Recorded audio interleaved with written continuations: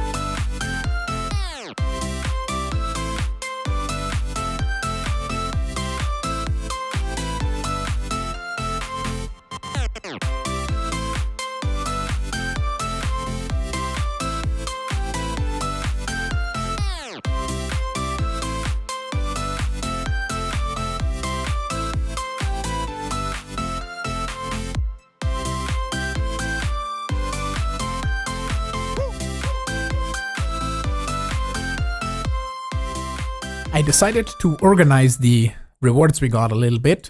These are kind of like the miscellaneous junk for us right now. Like some of these rewards would be really cool if we got them in the beginning, and we did get some of them. So kind of like Mending Moss is really nice for Tinker Tools for the beginning.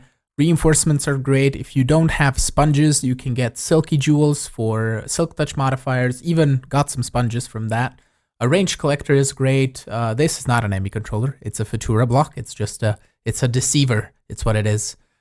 Slime slings are nice. And then just you get building blocks. Cave illuminators are great. These light up caves insanely fast. We could try and use those to light up the caves underneath our base to prevent mob spawning. That could be neat. But then you get a bunch of building blocks and a bunch of just random miscellaneous junky bits that isn't really useful. Elytra is kind of nice, I guess. Empty beacons, which is just, yeah. So a lot of junk, but some good stuff. And then over here, we have all the food. And what I'm going to do with the food is I'm going to see if I have not eaten it yet. And we will grab one of each that I haven't eaten. Over here, that. Coleslaw burger, cheddar, and sour cream potato chips. Oh, those are delicious potato chips. That's kind of like one of my favorite flavors for potato chips. Okay, and I'll bring them over here, where I've been preparing the 10 in a row of items that I haven't eaten yet. And I don't know if all of these I can probably get rid of all of those fish, but what I just do is set them up like this. And once we're going to have 10 rows of this, we can go and go vein mining to get hungry, pretty much, or eat rotten flesh to get hunger or something. And once we're hungry, we can eat all of this food and get extra hearts. So that's going to be 1 extra heart, 2, 3, 4, 5, and then 6, 7, 8, 9. And then we're going to need to set up the 10th one somewhere here. But the fish here can be trash canned, like so. All right, so that's going to be a whole bunch of new hearts and extra hearts. And over here, we have the kind of good rewards. We have sturdy casings and impregnated casings. We kind of made all of that already, but it's nice to get a few extra. Phantom Face is really nice. Fishing Controller, we're going to need that at some point. Shulker Shells are nice. The Dislocator is very nice. We got an Insanium Tinkering Table. I wish I could break this down to get the Insanium back, because I believe that requires 4 Insanium ingots. And I don't think I can put that anywhere to break it down. We also got Americium RTG, which produces 150 RF per tick constantly. That would be a great reward if you get it in the beginning of your pack. Also, basic wireless energy crystals, always nice. Helium collector, I think we're going to need that at some point in the future. Crafting units, overclockers are always nice. We got a bow of the wyvern. I know we have our laser, but this I believe is used in the fusion crafting to make the draconic bow, which is used to make the longbow of the heavens in the future. So it saves us some crafting, because I believe this requires, yeah, a supremium bow, wyvern cores, so that will save us on a little bit of crafting. Some lapidary calibration augments, which are nice for the beginning again, if you want to use emeralds or diamonds for power, or even those coins that you can make. Auxiliary reception coils. A soul stone is really cool. Again, for the beginning, we're pretty much indestructible. Not really. The Chaos Dragon can still wreck our face. And also, we got 264k ME storage cells. I'll break those down just to their components here. And if we ever need a 64k crafting component or something, it's going to be easy to craft that. And all of the rest of this can just go inside of our system here. So that can go. This food can all be trash canned, because we grabbed one of each that we could eat. And I've eaten the ice cream and I've eaten the blueberry pancakes. So all of that can go just in the trash can like that. And all of this, I mean, we're just going to toss it in the system. We have so many storage cells that we shouldn't have a problem. And if we ever run into problems, we can just probably go through our system and delete some stuff as necessary. Okay, in the beginning, you saw this lovely flower over there. This is called a Lunium from Botania, and it has to have access to mana through a mana pool that is nearby. And then its range is a 11 by 11, I believe. And what it does, it spawns mobs that drop dungeon loot. So they roll for one of the items that could appear in a dungeon chest. And here are a few of the drops that we've gotten. And down here, whoops, we are going to set up a little bit of a drawer setup that I have just started working on. And we're going to extract all the things that we need into the drawers that can stack. And all of the things that cannot stack, for example, like ancient tomes or capacitors and stuff like that, we're going to put them in the storage crates. And everything else can just go into a trash can. And I will be putting filters on trash cans. And then I will also eventually, once a crate fills up with capacitors, for example, we're going to void every excess capacitor we get, because we don't really need that many capacitors. Plus, we're not going to run this all the time. And I keep wanting to press 1 to get my Staff of Traveling and hitting F1. That's why the UI keeps disappearing, because I miss my buttons. Okay, let me do a little bit of organizing and see if we can get this fully up and running. I significantly reduced the amount of drawers that we have over here, and I've set up kind of a system that we're gonna hide once we have it fully filtered. But since there's more and more things that you can get from the drops from the mobs, basically, we're gonna keep on getting them in this chest, and then we can add them to this nested filter that we have right over here. And if I turn this lever off, we basically don't extract from this storage crate, so we don't void anything that we don't want while there is no filter here. But here we have 4 filters nested in this master filter, as I'm calling it. And we can turn this on to extract all the items. And then in here, I have the items that I have filtered so far. So this is mostly kind of like vanilla-ish stuff and just random like nuclear craft bits and industrial crafting kits and drones and mana in the bottles and ender orbs. And here are mostly vanilla things. Then we have some charms and a whole lot of cyclic things that we have. And from Ender.io, the probes, the boots, the ender, and just all the random junk that you can get from the dungeon loot. And as time goes on, this will produce more and more things in this chest, but it'll produce like 1 or 2 at a time. So it really should never back up. But once we get something that we want, we can toss it into the drawer. If we don't want it, we'll add it to the filter. And I'll just be checking on this every so often. The problem here probably is going to run into us not producing enough mana so far, because this uses a huge amount of mana. And as you can see, this is empty and this is constantly running, because this is kind of like the main pool that everything pulls from first. And then this guy is constantly running because it's empty. And I don't know if this 3 will keep up with the rest of the production. It has been going like this for a little while now. But firstly, we saw that one drain on the live stream. And then now I'm seeing this one fully drained. So we'll see if those 3 will drain over the course of today's episode. But I think we should be fine to run this at least for a while, because we have all of this mana stocked up. And if we start running low, we can just turn it off, let the mana build back up, start it up again. So that should be probably just fine. I didn't even explain what the real reason for this Lunium flower is. Basically, it can get us overgrowth seeds, which we can then toss on our Kekimurus, and I've already tossed on the Spectrolus there. You can see it's on a bit of a different colored soil, and that means that it works twice as fast. And this Enderman is the drop table guy, and he dropped us a manuscript. We will go toss right in here. Okay, so Endermen keep on teleporting out, which we can add the...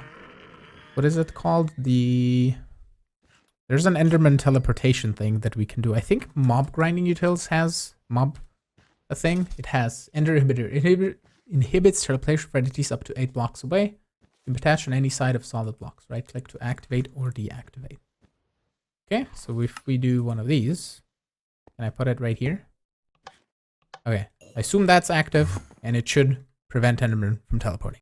Now that we have those nuclear craft ingots automated, we can automate some of these alloy furnaces here for the ferroboron and the tough alloy and maybe some even others, and let's just get started. The first thing that we have to make is to turn coal into graphite ingots, and I have those already in the drawers, so we just need to add a insert in here on the back in this furnace, so we should be getting coal turned into graphite. The extract should be on red, always active in the back. So we should import it like so. And then graphite, we're just going to add over to this guy and say 10,000, because this is pretty much going to be used for a lot of things. So we're going to do that. And the conduit should be all set up. So that is cool. And then here on this side, I've added another interface and provided all of those things. And we also need to provide graphite. And I'll kind of just fill up these spots here. Do we have diamonds here? We do. Okay, so let's add another filter, which is going to be graphite and diamonds. And then we're going to add another filter, which I believe is going to be lithium and ferroboron alloy. Okay, so up here, this filter. So that's going to be steel and boron. And we're going to say insert always active. So we should get steel and boron eventually. Right? And then the next one closest here is going to be the tough alloy. We're going to do this. Okay. Insert. And we should be seeing... Oh, right. Yeah, we have this set up here, but we need an extract on green. So we can send boron here. And the alloy furnace is not going to run currently because we don't have this configured. Okay. So 1,000 of ferroboron and midwind levels are above. So that should now be running. Lovely. And you should be getting lithium and then ferroboron once we provide it. So I have one more spot here. So let's just put it right over here. And that should start extracting into its corresponding spots. We're going to say 1,000 of this. Cool. Making tough alloy, extracting it. Making ferroboron alloy, extracting it. So hard carbon. I don't think I have any made, so we're going to toss these two in here, make it do one iteration. So we can say hard carbon 1,000, emit when levels are above, like that. So that is making hard carbon alloy, okay? And then we just need a insert filter like so, and everything is being extracted. Another thing that I need to automate is black iron ingots. That is Invar and tough alloy. So we're going to provide tough alloy. And then we're also going to provide Invar blocks. So Invar. Cool. With Invar and tough alloy. Set insert extract on red, always active. And the back needs to be right. Okay, so I have a change that we need to make here. We're going to grab a different filter and we're going to grab one of these. Because the induction smelter is kind of a dum-dum, and it can put items into both slots. So if we do this, it shouldn't put more than a stack of each of the items as soon as I disable this. So it should put Invar in here and start working. Okay, we also need a kit for him. And we do boom, boom, and 1, 2, 3, 4. Wonderful. So that's going to be using a bunch more RF, but it's going to be quite faster. We can set redstone high, and then we need our Yeto wrench to configure all of these. The last ingot that we have to automate, that we can automate right now, is lithium manganese dioxide alloy, and that requires a whole bunch of steps. So the first step rock crushers. I have 3 of them set up here because we have 3 things that we need to process: andesite, diorite, and granite. So what we're gonna do is in this interface, which is next to the crushers, we're gonna provide granite, we're gonna provide diorite, and we're gonna provide andesite. And we need a crafting card in here to craft all of these up. So andesite is made by diorite and cobblestone. Granite is made by diorite and nether quartz, and diorite is made by cobblestone and nether quartz. So we have to go in the back here and just give these guys some filters. So it really doesn't matter which one gets which. We're just gonna toss them in here and say insert and insert. Okay, so we should be seeing things going in here if we have an extract always active on here. Yeah, granite is going in here, and then we should see diorite and then andesite last. We are gonna move the diorite from the middle here, and we're gonna put it to one of the sides, like so, and like so, because diorite is gonna need to be controlled by 2 different things. So we need to control it for crushed fluorite and zirconium dust. And I just tried out the redstone and filter, and we can put this in here in the output, and it's going to configure redstone signal color black and red. So what we're going to do is we're going to place this guy right here, and we're going to change the input to black. So as long as we have 1,000 fluorite, we're going to put it in here. If we don't have it, it's not going to emit a signal. And here, if we don't have zirconium dust, it's not going to emit a signal. So that crusher should be running now, right? And as soon as one of them emits a signal, it's not going to turn off. It's still going to keep running. And as soon as the other one has 1,000 zirconium, it is going to emit a signal. So you are granite, and you're going to have rhodosocrite, and we're going to say emitment levels are above or equal. And you're going to have the beryllium to 1,000, like that. So we should see all 3 of them running. Next step in the process of that ingot is to take crushed rhodochrosite, and we're going to add it to a filter and smelt it up into the manganese oxide dust. And we're going to set this to like 64, because we need just a few of these ingots. So we're going to emit when levels are below on this. I want to take a bit of a break from all that techie stuff, and I want to make the Master Infusion Crystal, which is going to require the Celestial Altar, which we have, and a bunch of stuff here, mainly Ender Amethyst, hence why I'm here in the end. I collected a stack and a little bit, and I also collected some Biomessence ore, if we ever need that. But we can now get out of the end here, and in the overworld, we're going to grab our Archaeologist's hat, which we have right here. We're going to put it on. And I'm going to set up all of this Ender Amethyst in like a giant block, and we can just fortune it up. And here we go. So, zerp. And then we just need 1 to make the Master Infusion Crystal. So that is all the 4 blocks that I have. I had to make a little bit more Terra Steel. I have the Sparks. I have the Mana Pearls. I have the Ender Amethyst. Now we can put on our hat back so we can fly. The Archaeologist hat, by the way, makes you... or gives you another chance to get more stuff when you fortune, pretty much. I think that's how it works. So we can toss all of this away. And the next thing that we need is Rune of Pride, Rune of Gluttony, Rune of Greed, and Rune of Sloth. For that, we're going to need mana diamonds.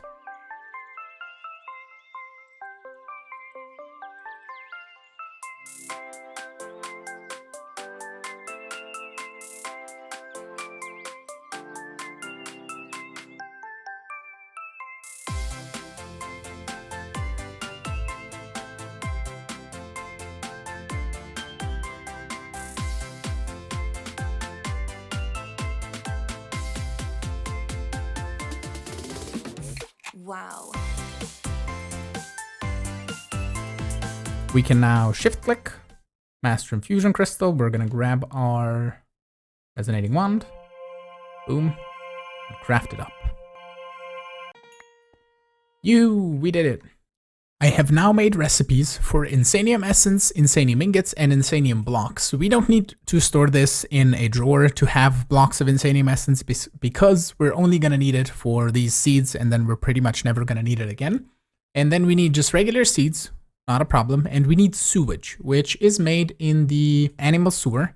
And for that, we need some emeralds because we're going to buy a cow spawn egg. So if we search here for a cow, we can buy it for 10 emeralds. And 1 cow, I think, is going to be enough. We're going to grab some fences just to set this up really quickly. We're going to put this here. So we're going to put a sewer here, power cell here. We're going to grab a conduit for fluid. And we're just going to put this right down here.